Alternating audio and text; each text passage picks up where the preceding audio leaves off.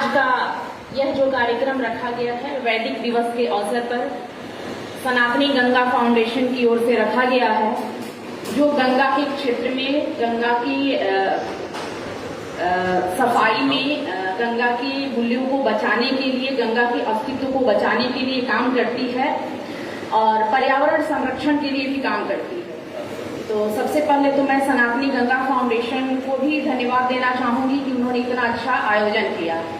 आज के कार्यक्रम के जो मुख्य अतिथि हैं वे हमारे गुरुदेव डॉक्टर आचार्य धर्मेंद्र तिवारी जी हैं, जो पूर्व कुलपति वीर कुंवर सिंह विश्वविद्यालय, साथ ही बरहपुर पीठ के पीठाधीश्वर हैं, त्रिदंडी स्वामी पीठ के।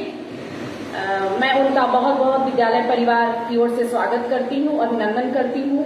साथ ही विद्यालय के निदेशक सर का भी स्वागत करती हूँ। रामनवमी शोभा यात्रा से आए हुए हमारे दो भाई नवीन जी और जो भी साथी हैं उनका हम बहुत बहुत स्वागत करते हैं, अभिनंदन करते हैं। मीडिया से जो हमारे बंधुगण आए हुए हैं उन सभी का बहुत बहुत स्वागत और अभिनंदन। बहुत स्वागत बच्चियों का कि इतने कम समय में इतने कठिन विषय पर इन्होंने तैयारियां की, जो अभी आप थोड़ी देर में मेरे हटने के बाद देखेंगे। आधुनिक समाज में वेदों का महत्व है ना, हाँ, आधुनिक समाज में वेदों का महत्व। मुझे लगता है मंडे को इनको नोटिस दी गई थी, मंडे ना, तो ट्यूसडे वेडनेसडे तैयारी के लिए मिला। कभी कभी इस तरह से बच्चियों के साथ होता है तो मुझे अपना भी विद्यार्थी जीवन याद आ जाता है, क्योंकि इस तरह के कठिन विषय वस्तु जब मिलती है बोलने के लिए तो एक तो खोज कर निकालना भी थोड़ा कठिन होता है। क्योंकि मैं समझ सकती हूँ, मैं भी अपने विद्यार्थी जीवन में स्पीच कंपटीशन वगैरह में भाग लेती थी, तो मुझे याद आ रहा है एक बार डुमरांव में हुआ था inter university speech competition, DK college Dumraon में। उसका विषय था केंद्र सरकार की वर्तमान आर्थिक नीति विदेशी दबाव का परिणाम है। मुझे इतना कठिन लगा था क्योंकि उसमें बहुत सारे अंक थे और ये सब थे, मुझे आज तक सब्जेक्ट याद है कि इस पे मुझे बोलना था। अब आप सोच सकते हैं कि 30 साल हो गए और वो विषय मुझे याद है। तो मुझे लग रहा है कि 2 दिनों में जो बच्चियां तैयारी की होंगी, लेकिन जो विषय कठिन होता है अगर हम उसको पढ़ते हैं तो ताउम्र याद भी रहता है और उसकी अच्छी चीजें अमल करने में और अपने व्यक्तित्व को सुधारने में हमें आगे भी बढ़ाती है।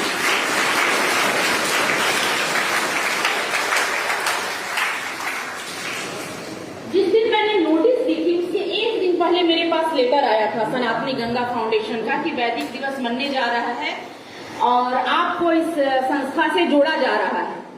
तो मुझे लगा कि 2 दिनों में हम लोग क्या कर सकते हैं।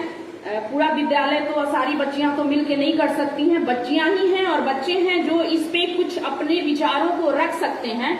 और जो हमारी भावी पीढ़ी है, जो हमारी महत्वपूर्ण चीजें हैं, जो हमारे वेद हैं, जो हमारे पुराण हैं, जो हमारे संस्कार हैं, वो बच्चों के बीच में हम कैसे दें, क्योंकि वही एक थाती होती है। धन दौलत, अगर हमारा दिमाग सही है, हम सही दिशा में जा रहे हैं तो कमाना बहुत बड़ा मायने नहीं रखता है। असली पूंजी जो होती है अपनी संस्कृति, सभ्यता और अपने जो गौरवशाली इतिहास है उसको जानना और समझने की कोशिश करना। लोग कहते हैं इतिहास है, जो बीत गया सो बीत गया। नहीं, इतिहास को जानना बहुत जरूरी होता है और उसकी अच्छी चीजों से अच्छाइयों को लेना, और जो गलत चीजें हैं उसको अमल करके आगे से हम इस चीज को नहीं करेंगे, इस चीज का अमल करना होता है।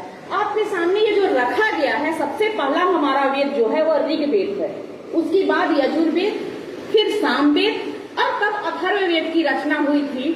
और इसको किसी एक ने नहीं किया था, वेद व्यास जी हम लोग कहते हैं, वेद व्यास जी इसको संकलित किए थे। वेद व्यास जी इसको संकलित किए थे।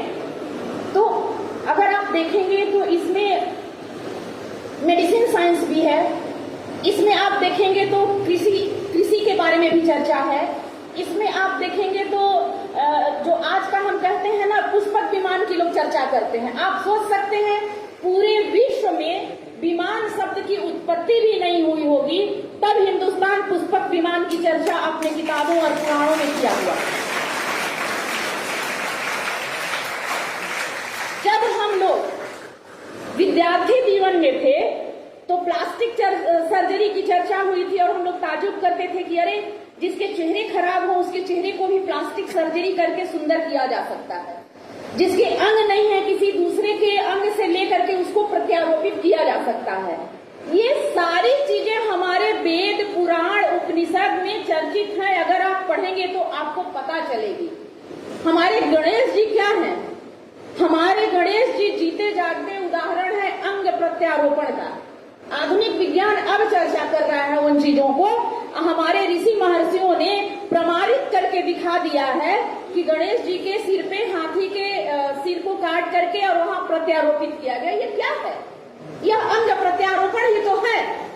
और मुझे नहीं लगता है कि अभी तक आधुनिक विज्ञान भी पूरे सिर को काट के प्रत्यारोपित करने की खोज कर पाया है। अंगों का तो कर पाया है, लेकिन हिंदुस्तान ने इस चीज को कर दिखाया है।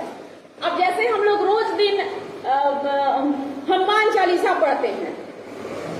हनुमान चालीसा में क्या लिखा है भाई? युग सहस्र जो जन पर भानु, लिल्यो साही मधुर फल जानू। तो इसमें चर्चा है कि युग सहस्र जो जन पर भानु, पृथ्वी से सूर्य की दूरी को दर्शाया गया है। अब बताइए, उतने पुराने समय में हम लोगों ने पृथ्वी की दूरी तय कर ली थी, अब बताया जा रहा है कि नहीं, पृथ्वी की दूरी इतनी नहीं इतनी है। तो कौन आधुनिक हुआ? पाश्चात्य संस्कृति आधुनिक हुई कि हमारा सनातन और हिंदुस्तान आधुनिक हुआ?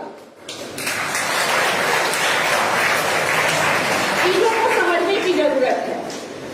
ऊपरी पहनावे, वेशभूषा और भाषा के दौर में हम आधुनिकता को परिलक्षित कर परिभाषित नहीं कर सकते। हम कर सकते हैं अपने ऋषियों, मुनियों, सनातन वेदों, सांस्कृतिक परंपराओं को जानकर समझकर। मैं ज्यादा नहीं बोलूंगी। आज के हमारे मुख्य वक्ता हमारे गुरुदेव हैं जो कि प्रकांड विद्वान हैं, हम उनको सुनेंगे। बच्चियों ने कोशिश की है, हम उनको भी सुनेंगे। आप लोग आए इस वैदिक दिवस पर, हम आप सभी को का बहुत बहुत स्वागत करते हैं, अभिनंदन करते हैं। खासकर अपने गुरुदेव को कि इतना व्यस्ततम समय से मैं जब भी बुलाती हूँ ये अपना सहयोग हमें देते हैं और हम सभी को कृतार्थ करते हैं। आपका बहुत बहुत स्वागत और अभिनंदन। बहुत बहुत धन्यवाद मैम। अब मैं आग्रह करूंगा अपने मुख्य